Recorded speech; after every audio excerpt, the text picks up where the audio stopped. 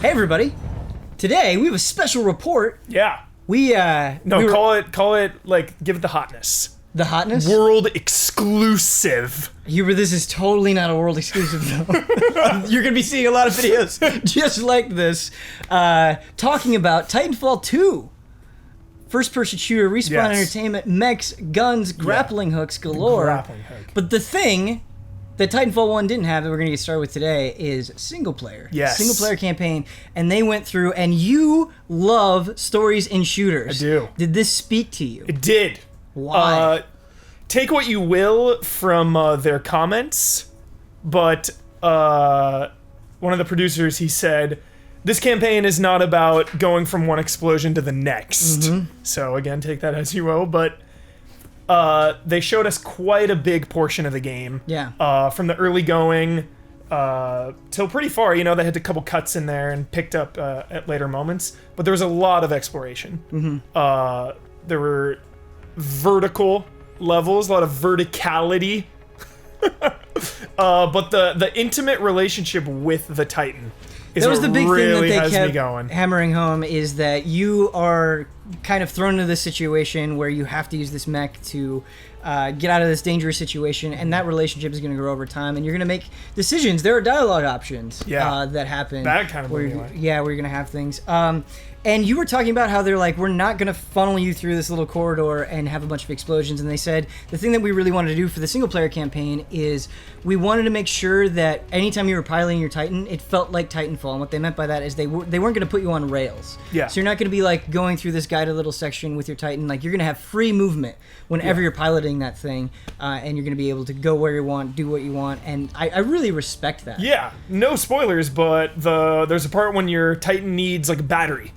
And he's weakened, he's on standby mode, he can't move, so you have to go find him a battery, and it's like at the top of a hill, pretty far away, and it's like, all right, go there, get the battery, and then, you know, the player was like running on walls, climbing up places, and like went inside some facility to get a battery. Yeah. It's a really cool sequence.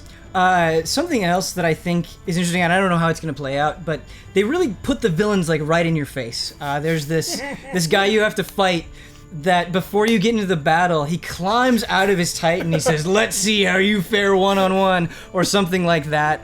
And I think they're trying to make it a little bit more personal. I was thinking to myself, why doesn't he just shoot him while he's doing his taunt, but whatever. It reminded me of a wrestling promo. Yeah, so I was totally, yeah.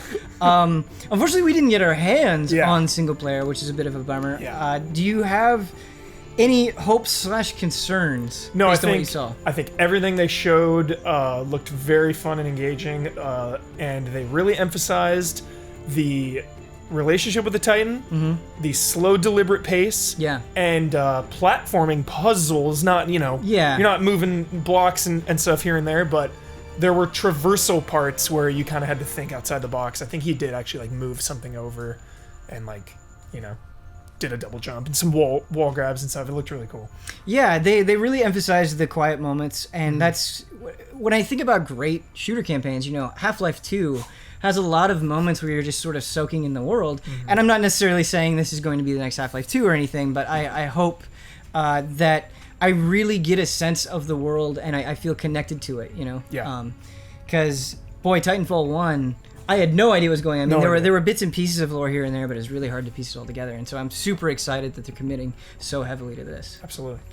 But we did spend a lot of time. Ton of time. And I think because we were on the same team and we had Nick Pluses, we also did very well in Titanfall 2 multiplayer. Yes. Which, I for a bit of comparison, a couple of nights ago, I booted up Titanfall 1. And Titanfall 1 is still a really fun game, but what I noticed immediately is that it's just sort of lacking stuff. There's not an incredible amount to unlock, and there's not sort of the customization and personalization that you would expect from people that maybe worked on Call of Duty, where that's kind of the calling card of that series. And in Titanfall 2, there's a lot more stuff. You can just do so much more. There's so many more weapons, and the grappling hook, I think, is the big takeaway. How much that changes traversal and what you can do with it. And it's an equipable item, so you don't have to bring it into battle. Yeah. It's not something you have all the time. It was between the grapple hook and I remember then we unlocked the stim pack. Yeah, the stim pack was is insane. crazy. So it is a choice of what you want to use. The stim pack was crazy. somebody popped it on me and was zipping around the map. Yeah. But the grappling hook is not, you're not Batman with this thing. It is kind of a short range, has a cooldown. And you don't like immediately zip physics. them. Yeah. Yeah, you kind of like latch onto something and then go over. So you're vulnerable while you're using it. Yeah. But it seemed very crucial when you were outside of a Titan against a Titan. Yeah. You were saying you talked to someone, they said there's like an anti-Titan or like an anti-personnel thing when they mount you. Mm-hmm. Did you tell me that, or maybe Plessis did? I don't think it was me. I think it was Plessis. Yeah, I think so. Because it seemed, if there was no way to counter that, it would seem OP. Mm-hmm. So I think later on you get like a electric shock that can like boot a player off, because you grapple onto it. I think in the old game too, and you like throw a grenade in there if you were like to jump onto a Titan. Yeah, and probably the most fun I had during the multiplayer was grappling onto another human player and bringing them close to you, and just like hearing them, because we were all in the same room going like, what was that? Was really, really, really awesome. I can't stress how good the game feels, and I think it's a hard thing to convey, to describe, but they've figured it out to where like I always felt in total control, and just the freedom of mobility that I had, even more so than Titanfall 1. I felt like I could go anywhere, and it kind of felt like a Titanfall 1, like a Battlefield situation, where because it's not just total chaos and everybody running around spamming SMGs at each other, you really can think of clever ways like, I can go in above them or below them, and incorporating that into your strategy was just a total blast. And it feels like you will be so rewarded for mastering movement. Yeah. Like, you can probably get so good at just perfectly navigating the map. Like, even in the beginning, there's like the training mission with movement.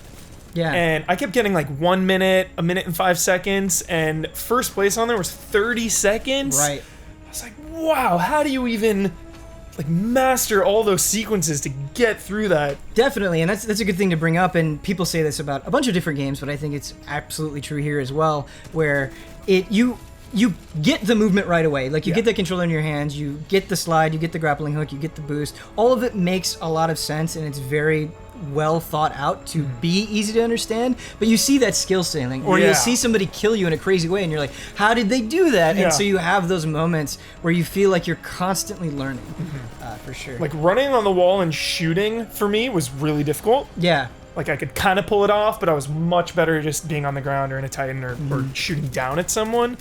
If you get crazy and just running on the wall shooting people, because people are so good, that's awesome. Let's talk about Titanfall's namesake, the Titans. How did you feel about them in general, and then how do you think they compare to Titanfall 1? I feel like they all have a personality now. Absolutely. I really like. You're taking the words out of my mouth, man. Yeah. So there were two in the build.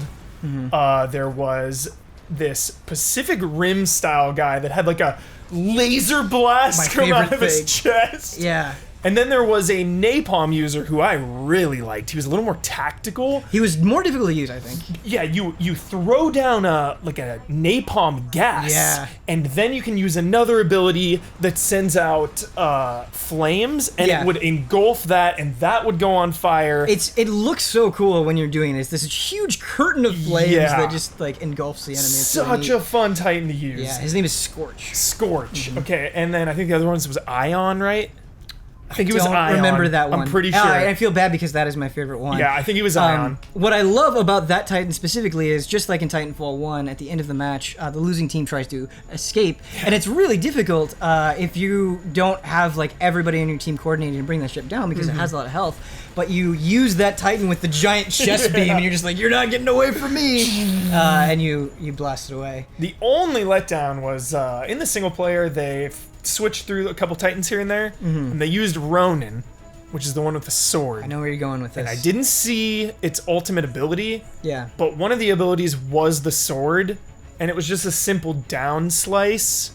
I'm hoping its ultimate is Genji Overwatch style, like getting nuts with that sword, because the initial just like down attack was kind of underwhelming. Right. It didn't feel as elegant as you would want a mech wielding a sword to feel. Yeah, for sure. Because when they teased that was like the first thing we saw of this game. So my hype for that is through the roof. But we haven't gotten hands-on with that Exactly. stuff, so it's hard to say. Exactly. The last question I have for you before we wrap this up is, Titanfall 1 is a game that I think the hype was through the roof for, where people were like, this is the next step for first-person shooters. It was, the flagship thing on the Xbox One when that was coming out. And it was a game that you and I played for a while and dropped super, super hard. Yeah. And there are a bunch of reasons for that, but what I want to ask you is, based on your few hours with Titanfall 2, do you think this is something that you'll stick with a lot of great shooters? I mean, we have Overwatch out right now. We've got Battlefield 1 coming down the pipe. Do you think that this is something that will hold your attention? Again, such a hard question, but for me, it ultimately comes down to who's playing what. You know, it's almost like not my decision for which game I stick with. It's the majorities. I don't want to say I'm like a follower, but it's like, yo, if I go online and you and Brad are playing Overwatch, well, I guess I'm playing Overwatch tonight with them. So it just kind of depends on where the community goes and the community response to the game. But from what I played, it was fantastic, and I would love to stick with Titanfall.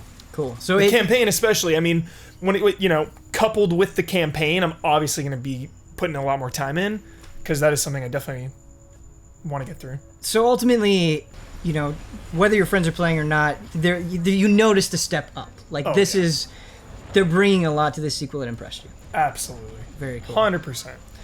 That was the first thing I told Brad was like, you were gonna love this game. Yeah. Because he loves movement. He's a Genji main. He's a Genji main. He just he just loves mobility. Sure. I was like, Brad, this game feels so good to run around in. When you get in the Titan, it feels like you are just this powerful brute going in. I love some of my favorite moments in Titanfall are when you and an enemy Titan accidentally get too close together and you're just spamming the melee button and you're just duking it out. It's really sloppy but super fun. Yeah. And just some of the scaling, like when you're in a huge mech and you see a little guy in a window, just like that dynamic is so cool, and you're just like shooting into that window from both points of view too. When I'm in the window and I see a Titan, like, I get the hell out of here. Absolutely. Well, that was about 12 minutes of Titanfall. Not nearly enough, but that game is coming out relatively soon, a couple months here. Yeah. And we're going to be playing a lot of it. I'm sure we're going to be streaming it as well, and a review will be on the way and all that stuff. But yeah, it was a really impressive showing for Titanfall 2. Yeah. Thank you so much for taking the time to talk with me. Thank you, Benoit.